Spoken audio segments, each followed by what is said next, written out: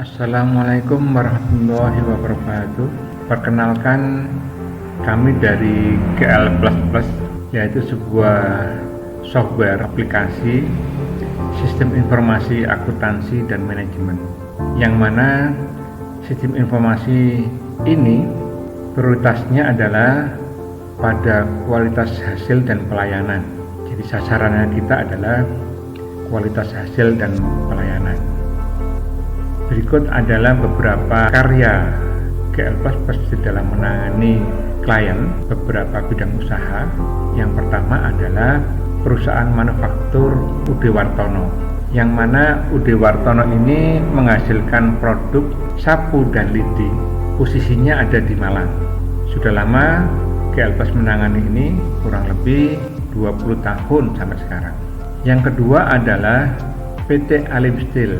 PT Alim Steel ini juga perusahaan manufaktur dengan bidang kerja atau hasil daripada produknya adalah konstruksi baja dan pipa-pipa baja. Jadi di sana akan dihasilkan produk-produk kayak untuk konstruksi, misalkan habim. Jadi informasi yang dihasilkan di dalam konstruksi ini berupa hasil-hasil bahan-bahan bangunan. Berikutnya adalah perusahaan dagang. Yang kami ambil contoh di sini adalah Grace Boutique. Jadi kalau perusahaan dagang relatif banyak. Sistem informasi yang dihasilkan dari perdagangan ini biasanya dari mulai barang datang, tidak ada proses karena perdagangan, tinggal penjualan, dan dihasilkan laporan-laporan keuangan. Berikutnya adalah sistem informasi restoran. Ini ada sebuah restoran di Surabaya yang cukup besar ya, yang bergerak di steak dan makanan Indonesia, Bon Cafe. Kalau Bonami itu lebih cenderung ke masakan Indonesia. Di dalam sistem informasi restoran ini akan dihasilkan sebuah formula yang dimungkinkan untuk dibolehkan sehingga menghasilkan laporan laba rugi per produk makanan. Banyak sistem informasi yang dihasilkan di restoran ini dengan sangat detail. Hampir sama, tapi dalam skala lebih kecil, yaitu sistem informasi kafe atau mini restoran. Dalam hal ini kami ambil contoh Kopi Mantan, ada di Surabaya juga, yang mana era kopi milenial ini tempatnya kongko-kongko anak-anak muda dan kreativitas terkini. Mereka berkumpul di sana dan dibutuhkan sebuah sistem informasi pelayanan maupun sistem informasi keuangan yang baik untuk bisa mengendalikan usahanya dengan baik. Selanjutnya adalah sistem informasi proyek atau kontrak. Jadi di sini PT Bakti Mandiri Perkasa, perusahaan yang bergerak di bidang pengadaan barang dan jasa. Kalau di sistem informasi proyek, maka setiap pekerjaan itu ada identitas proyek. Kalau di akuntansi ada istilahnya cost sheet. Jadi di sini setiap pekerjaan akan diminta kode cost-nya, kode kontraknya, sehingga di akhir pekerjaan akan bisa dihasilkan sebuah informasi berapa pendapatannya per proyek itu dan berapa biaya-biaya yang sudah dikeluarkan per proyek tersebut. Jadi bisa dihasilkan laba rugi per proyeknya. Selanjutnya adalah sistem informasi sekolah. Kami hadirkan dari sekolah di Surabaya, yaitu Intan Permata Hati. Jadi sekolah Intan Permata ini adalah sekolah yang mana dia memulai dari playgroup SD dan sekarang sudah sampai SMA.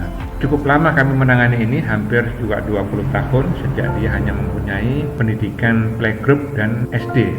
Sama dengan sistem informasi restoran yang banyak outlet, di sini juga dibutuhkan cost sheet.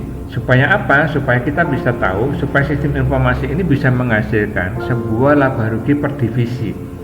Berapa pendapatan dan biayanya masing-masing divisi SD, SMP, dan seterusnya. Akan banyak juga dihasilkan di sana sistem informasi berupa laporan-laporan laba rugi per divisi. Walaupun rekapnya juga ada secara keseluruhan. Dan ini yang akan kita sajikan untuk materi intinya nanti adalah di sistem informasi koperasi. Sistem informasi koperasi dalam hal ini saya ambil contoh Koperasi Syariah Ulia. Dia punya dua divisi, yaitu divisi toko dan divisi murabahah, mudharabah, hot, yang mana mungkin kalau di koperasi lain ada sistem simpan pinjam. Apa aja yang bisa dihasilkan dari sistem informasi koperasi ini di samping pertokoan sama dengan perdagangan yang tadi. Cuman mungkin ada sistem informasi yang spesifik untuk koperasi. Jadi kayak di Murobaha atau di Simpan Pinjam ada perencanaan dan ada realisasi daripada angsuran-angsuran yang mana dengan jatuh temponya itu akan segera terkontrol dan diambil keputusan seandainya ada angsuran-angsuran yang jatuh tempo tapi belum dibayarkan.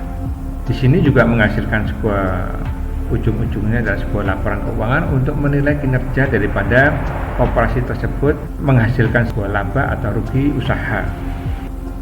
Selanjutnya, untuk meningkatkan sinergi antara pemain startup atau pemain atau ahli-ahli informatika, di Malang juga ada komunitas stasiun. Jadi komunitas startup Singoedan. Saya kira mungkin rekan-rekan di sini juga banyak yang aktif di sana. Ini juga diperlukan untuk kita terus mengupgrade diri belajar. Ini adalah tim kami. Saya kira karya daripada GLPers di perusahaan-perusahaan itu cukup. Nanti kita lanjutkan ke materi sistem informasi koperasi dan UMKM. Terima kasih.